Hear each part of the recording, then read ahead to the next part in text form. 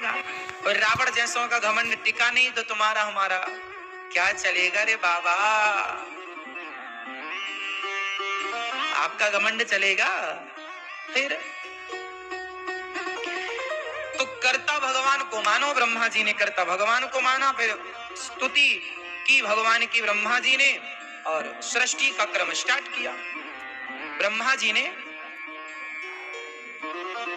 फिर 10 प्रकार की भागवत में 10 लक्षणों का वर्णन हुआ। भगवान जब लीला पूरी करके गए तो विदुर जी महाराज को मैत्रेय जी महाराज ने उपदेश किया। विदुर जी ने प्रश्न किया कि भगवान सृष्टि क्यों करते हैं। भगवान शांति दूत बनकर गए थे ना, तब विदुर जी के घर गए थे। दुर्योधन के 56 भोग नहीं खाए थे और विदुर जी के घर जाकर छिलकों का भोग लगाए थे। ये भगवान की भगवत्ता है कि भक्तों के यहाँ जाकर प्रसादी पाते हैं भगवान। फिर विदुर जी ने पूछा कि सुखाय कर्माणि करोति लोको, जब मैत्रेय जी के पास हरिद्वार गए कि सुखाय कर्माणि करोति लोको नतैः सुखम वान्यदुपारवं वा विन्देत भूयस्तत एव दुःखम यदत्र युक्तम भगवान वदेन्नः। सारी दुनिया सुख के लिए प्रयास करती है पर दुख मिलता है, ऐसा क्यों? ऐसा क्यों कि दुख मिलता है? क्योंकि संसार में दुख के सिवा कुछ है कहां। संसार में सुख ज्यादा है कि दुख? बता, पीछे वाले भैया बताएंगे, चश्मा लगाए बैठे। संसार में सुख ज्यादा है कि दुख? हाँ, दुख ज्यादा। आप बताइए भैया काली मूंछों वाले। जिस तरह से नजरिया हो एक्सेप्ट किया जाए, ठीक है। आप बता दीजिए आपके बगल में दुख ज्यादा है। संसार में सुख ज्यादा है कि दुख ज्यादा है? ये मैया बताएंगे पहले। दुख ज्यादा। इस तरफ वाली मैया।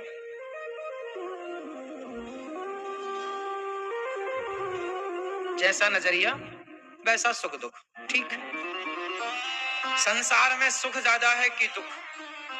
ये प्रश्न था, उत्तर आप लोगों ने अपने अपने तरीके से दिया। अब देखो, संसार में ना तो सुख है ना तो दुख है। संसार में ना तो सुख है ना दुख है। आप अपनी तरीके से, आप अपने हिसाब से तय करते हैं कि इसे हम सुख माने या दुख माने, फिर वो मानकर आप सुखी या दुखी होते हैं। उदाहरण से समझते हैं इस बात को। छोटा सा बच्चा है, जब वो टॉफी के लिए मचलता है और माँ टॉफी नहीं दिलाती तो छोटा सा बच्चा क्या करता है? रोने लग जाता है। अब वो ऐसे रोता है आंसू टपका के जैसे बहुत बड़ा दुख हो इसके जीवन में, लेकिन रो किसके लिए रहा है? समझती है ना कि इसे कोई दुख भुख नहीं है, लेकिन उसे तो ये लगता है कि मैं बहुत दुखी हूं, मेरी माँ इतना अत्याचार कर रही है मेरे साथ, टॉफी भी नहीं दे रही है। उसे क्या लग रहा है कि मैं बहुत दुखी हूं। बच्चे के नजरिए से ये लगता है कि मैं दुखी हूं, जबकि माँ के नजरिए से लगता है कि दुखी नहीं है। क्यों जी? हाँ या ना? उसी तरह ना तो संसार में सुख है ना तो दुख है।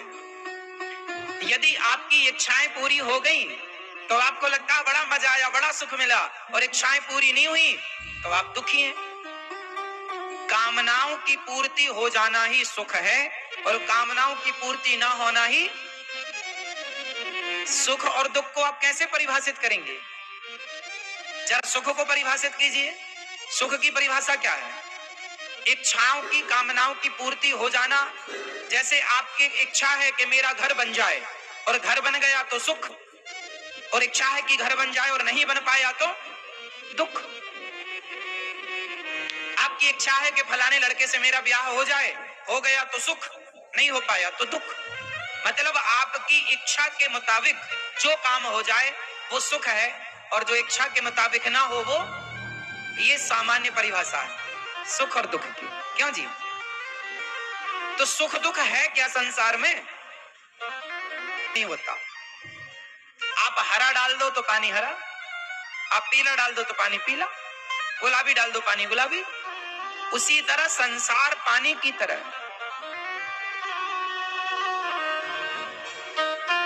एक आदमी मर गया, एक आदमी मर गया तो लोग रो रहे थे कि तभी एक संत जी वहां से निकले तो वो हंस रहे थे। लोगों ने कहा कि सब रो रहे हैं, आप हंस रहे हैं। बोले क्यों संत जी, आप क्यों हंसे? संत जी बोले भैया, हम तो इन सबको रोते हुए देखकर हंस रहे हैं कि कितने मूर्ख हैं। ये रो रहे हैं, इनसे पूछो कि इनके रोने से इनका क्या फायदा, पूछो जरा इनसे, पूछो कि ये क्यों रो रहे हैं। अरे बोले उससे प्यार था उसके लिए रो रहे। अच्छा, तो रो रहे हैं तो क्या वो वापस जिंदा हो जाएगा इनके रोने से?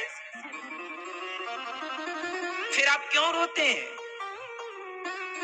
मतलब आप रो रहे तो रो तो रहे हैं आप, लेकिन उस रोने का कोई अर्थ है? कोई मर गया और आप रो रहे हैं, रो तो सारा संसार रहा है, लेकिन उस रोने का कोई अर्थ है? मरे हुए आदमी के लिए रोने से कोई लाभ है तो मुझे जरा लिखवाओ, मैं डायरी में लिख लूं अपनी। कोई लाभ है? क्यों रोते हैं? अज्ञानवश। पहली गलती तो आप ये करते हैं कि आप उस आदमी को अपना मान लेते हैं, ये मेरा पति है, ये मेरा बेटा है, ये मेरा फलाना है, और जब वो मर जाता है तो आप रोते हैं। भैया रोने का मूल कारण क्या है? लोग, हजारों लोग रोज मरते हैं, आप सबके मरने में नहीं रोते, लेकिन जो आपका अपना मरता है उसके मरने में, तो मरने का, रोने का, दुख का कारण है मोह। दुख का मूल कारण क्या है? यदि आपको, आप रो इसलिए रहे हैं क्योंकि उससे आपका तन का और मन का रिश्ता है। यदि तन का और मन का रिश्ता ना होता तो आप ना रोते। मतलब रोने का, दुख का मूल कारण क्या निकल कर आया? मोह। यदि मोह ना होता तो आप क्यों रोते?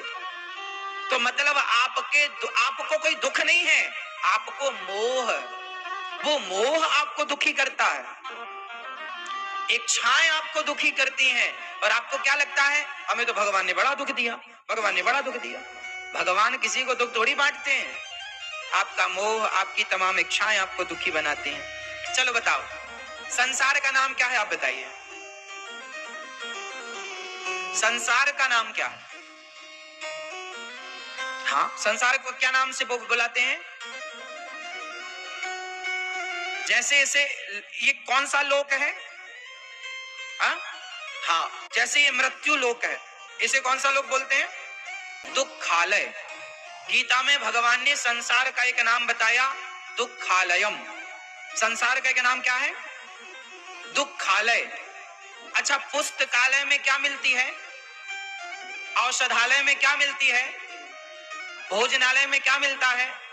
तो दुखालय में क्या मिलेगा? हाँ, तो संसार का नाम दुखालय है, तो यहाँ दुख ही मिलेगा, लेकिन आपने उम्मीद सुख की लगा रखी है, ये उम्मीद ही आपको दुखी करती है। आप दुखालय में आकर के सुख मांग रहे हैं। औषधालय में जाके आप बोले भैया जरा पराठे देना, पराठे भैया, दही पराठा दो, तो भैया औषधालय में दही पराठा थोड़ी मिलेगा, भोजनालय में दही पराठा मिलेगा। क्यों जी? पुस्तकालय में आप जाके कहो भैया जरा खांसी की दवाई दो, तो पुस्तकालय में खांसी की दवाई नहीं मिलेगी, औषधालय में खांसी की दवाई मिलेगी। भाई, जो जहां मिलता है वहीं ना जाना पड़ेगा। तो औषधालय में औषधि, भोजनालय में भोजन, पुस्तकालय में पुस्तक, तो दुखालय में, इसलिए संसार में आपको क्या मिलता है? दुख। लेकिन आप इस दुख को सुख समझ लेते हैं। जैसे कुत्ता अपने मुंह में हड्डी दबाता है, आपने कभी कुत्ते को हड्डी चबाते देखा? कुत्ता हड्डी दबा के ना मुंह में भागता है, और हड्डी को ना, कोई भी हड्डी मिल जाए कुत्ते को, कुत्ता हड्डी दबाता है और कुतरता रहता है, काटता रहता है। काटते काटते क्या होता है?